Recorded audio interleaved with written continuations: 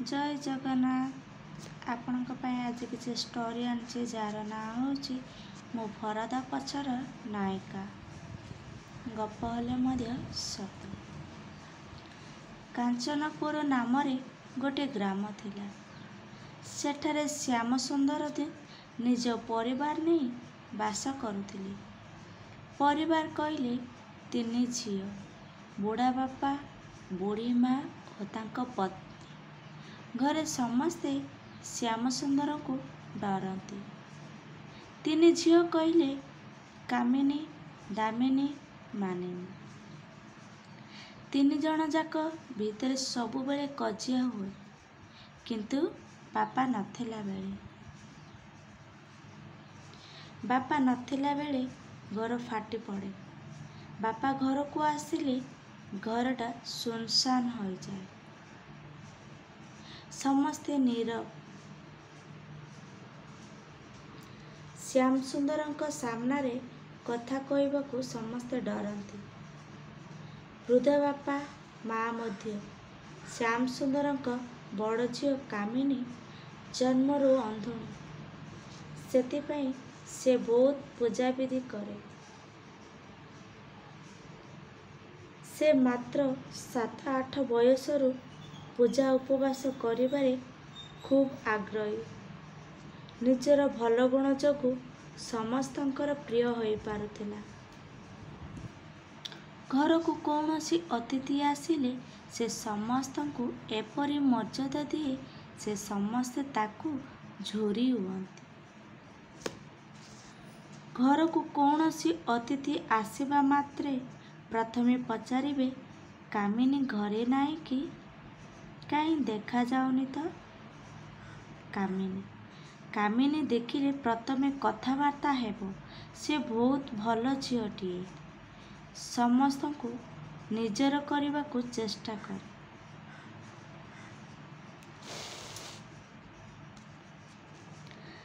से बहुत भल झीलटीए समस्तंकर निजर करबाकू चेष्टा करे। कामिनी आउरी गोटे भल गुण हैला। कामिनीर आउरी गोटे भल गुण हैला जे ताकू मनेकर कौनसी लोक भल हेबा पई ताकू विष परी कठिन औषध खाइबाकू कहती, तेबे कामिनी टिके भी कुष्ठविधि न करी ताकू खाइदे। से खूब सरल। ताकू जी जेउ कथा कहबो से सेई कथा ही विश्वास करी। भल मंद ठीक भूल हिसाब करिबारे नहीं।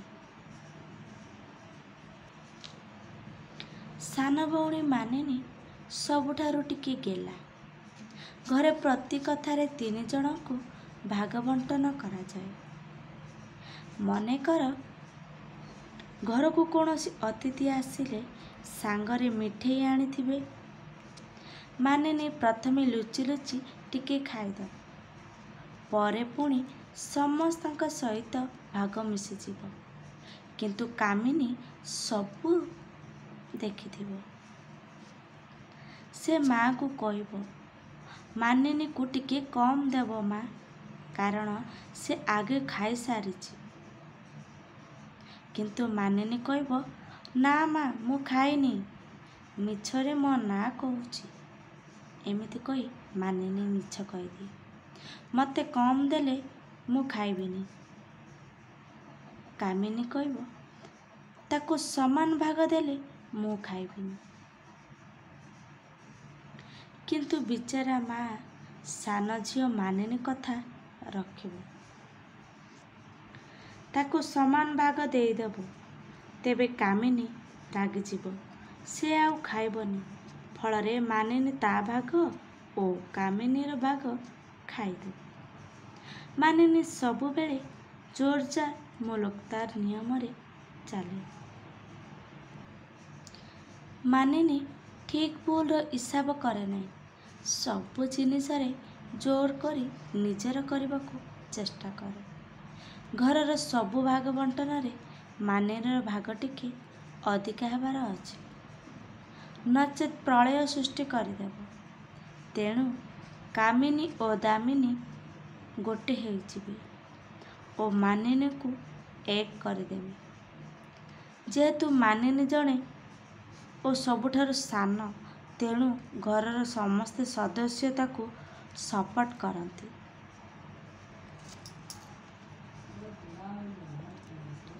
ମାନିନୀ ପାଠ ଚୋର। ପାଠ ପଢ଼ିବାକୁ ଡରେ ସବୁବେଳେ।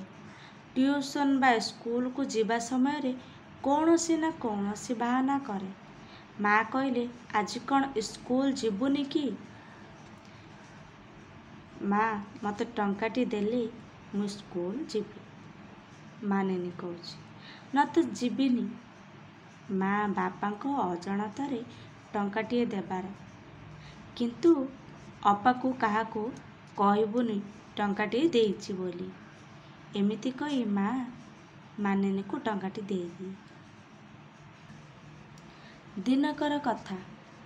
ପାହାନ୍ତିଆରେ ମା କୌଣସି କାମରେ ବାହାରକୁ ବାହାରିଗଲେ।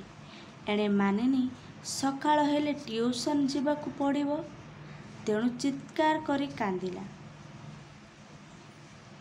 ଦାମିନୀ, କ'ଣ ହେଲା? କ'ଣ ହେଲା ମାନିନୀ? ତୁ କାନ୍ଦୁଛୁ କ'ଣ ପାଇଁ?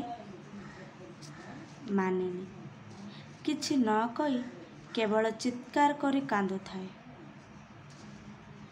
କାମିନୀ, ତୁ ଜାଣିନୁ ସେ ମିଛରେ କାନ୍ଦୁଛି।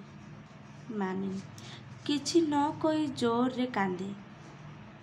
କାମିନୀ, ତୁ କାହିଁକି ବେକାରରେ ତାକୁ ପଚାରୁଛୁ? ସେ କ'ଣ କହୁଛି ନା? ସେଠୁ ଦାମିନୀ କହୁଛି, ଦାମିନୀ, କହ ମାନିନୀ, କ'ଣ ହେଇଛି ତୋର? କାହିଁକି କାନ୍ଦୁଛୁ? ପେଟ କାଟୁଛି କି? କିଛି ତ କହ ତୁ। ଏମିତି କାନ୍ଦିଲେ ଆମେ କେମିତି ଜାଣିବୁ? କାମିନୀ, ତୋର ବୋଧେ କିଛି କାମ ନାହିଁ। ତୋର ବୋଧେ କିଛି କାମ ନାହିଁ ଦାମିନୀ, ତେଣୁ ତୁ ବାରମ୍ବାର ତାକୁ ପଚାରୁଛୁ। ଚୁପଚାପ ହୋଇ ଶୋଉନୁ, ଗୋଟେ ନିଦ ହେଲେ ଭାଙ୍ଗିବ। ମାନିନୀ ପୁଣି ଜୋରରେ କାନ୍ଦୁଥାଏ। କାମିନୀ, ନିଜେ ଶୋଇବନି କି ଅନ୍ୟକୁ ବି ଶୁଆଇ ଦେବନି। ଦାମିନୀ ଏପରି ବାରମ୍ବାର ପଚାରି ଥକି ପଡ଼ିଲା, କିନ୍ତୁ କୌଣସି ଉତ୍ତର ମିଳିଲା ନାହିଁ। ତେଣୁ ଦାମିନୀ ଚୁପ୍ ହୋଇଗଲେ। ମାନିନୀ କେହି କିଛି ନ କହିବାରୁ ବଡ଼ ପାଟିରେ ଚିତ୍କାର କରି କାନ୍ଦି କାନ୍ଦି ଧୀରେ ଧୀରେ ଚୁପ୍ ହୋଇଗଲେ। କାମିନୀ, ଦେଖିଲୁ ଦାମିନୀ, ଏତେବେଳେ ଯେ ତୁ ପଚାରୁଥିଲୁ, ଯେ ବଡ଼ ପାଟିରେ କାନ୍ଦୁଥିଲା, କେହି କିଛି ନ କହିବାରୁ ଚୁପ୍ ହୋଇଗଲା। ମାନିନୀ ପୁଣି କାନ୍ଦିବା ଆରମ୍ଭ କଲା। କାମିନୀ ଆର ବେଶୀ ଷ୍ଟାଇଲ। ଦାମିନୀ, ତୁ କିଛି କହନା ଆପା, ସେ କ'ଣ କରୁଛି କରୁ। କ'ଣ ପଚାରିଲେ କିଛି କହୁନି। ଆମେ କିଛି ନ କହିଲେ ସେ ତୁନି ହୋଇଯିବ। ମାନିନୀ ଏପରି ବାରମ୍ବାର ଚିତ୍କାର କରି କାନ୍ଦୁଥାଏ, ପୁଣି ତୁନି ହୋଇଯାଏ। ଏପରି ହୋଇ ସକାଳ ହୋଇଗଲା। ମା ଘରକୁ ଫେରି ଆସିଲେ। ମାନିନୀ ମାକୁ ଦେଖି ଜୋରରେ କାନ୍ଦିଲା। ମା, କ'ଣ ହେଲା ମାନିନୀ? କ'ଣ ହେଲା? ଏତେ ଜୋରରେ କାହିଁକି କାନ୍ଦୁଛୁ? ମାନିନୀ କହିଲା, ମୋର ପେଟ କାଟୁଛି ମା। ମାକୁ କହୁଛି, ମାନିନୀ, ମା ମୋର ପେଟ କାଟୁଛି। କାମିନୀ, ମିଛ, ସବୁ ମିଛ, ମିଛ କହୁଛି ମା। ଟ୍ୟୁସନକୁ ନ ଯିବା ପାଇଁ ଏସବୁ ବାହାନା କରୁଛି। ଦାମିନୀ, ହଁ ମା, ମୁଁ ଜାଣିନଥିଲି ଇଏ ମିଛରେ କାନ୍ଦୁଛି ବୋଲି। ମୁଁ ସତରେ ଭାବି ଯେତେ ପଚାରିଲେ ବି ମଧ୍ୟ କହୁନି। ମା, ହଉ ଆଜି ଟ୍ୟୁସନକୁ ଯାଆନା। ମାନିନୀ ଏଥର ଖୁସି, ଆଉ ଟ୍ୟୁସନ ଗଲା ନାହିଁ। ଆଗକୁ କ'ଣ ହେଲା ଆପଣମାନେ ଯଦି ଜାଣିବାକୁ ଚାହୁଁଛନ୍ତି, ମୋ ଚ୍ୟାନେଲକୁ ସବସ୍କ୍ରାଇବ୍ କରନ୍ତୁ ଆଉ କମେଣ୍ଟ କରି ଜଣାନ୍ତୁ। ଆଶା କରୁଛି ଆପଣମାନଙ୍କୁ ମୋର এই ଭିଡ଼ିଓଟି ଭଲ ଲାଗିଥିବ। ତେବେ ଲାଇକ୍ କରନ୍ତୁ, ସେୟାର କରନ୍ତୁ। ଯେଉଁମାନେ ମୋ ଚ୍ୟାନେଲରେ ନୂଆ ଅଛନ୍ତି, ସବସ୍କ୍ରାଇବ୍ କରନ୍ତୁ। ଜୟ ଜଗନ୍ନାଥ।